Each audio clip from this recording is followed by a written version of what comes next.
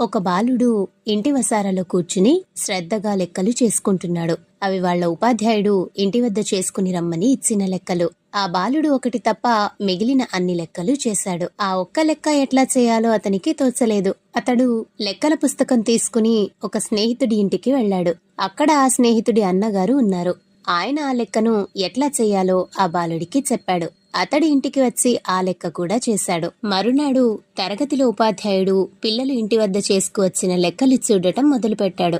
అందరి పుస్తకాలు చూడటం పూర్తయింది. అన్ని లెక్కలు సరిగ్గా చేసినవాడు ఆ బాలుడు ఒక్కడే. ఆయనకు చాలా సంతోషం కలిగింది. ఆ బాలుడికి ఒక బహుమతి ఇస్తాను అన్నాడు. ఆ బాలుని తన దగ్గరకు రమ్మని పిలిచాడు. ఆయన తన బల్ల సరుగులో బహుమతిగా ఇవ్వతగిన వస్తువును వెతుకుతున్నాడు. ఆ బాలుడు లేచి నించున్నాడు. కాని ఉపాధ్యాయుని వద్దకు వెళ్లలేదు. ఉపాధ్యాయుడు తల ఎత్తి చూశాడు. ఆ బాలుడు ఏడుస్తూ నించున్నాడు. ఆయనకు ఆశ్చర్యం కలిగింది. నాయనా, ఎందుకు ఏడుస్తున్నావు?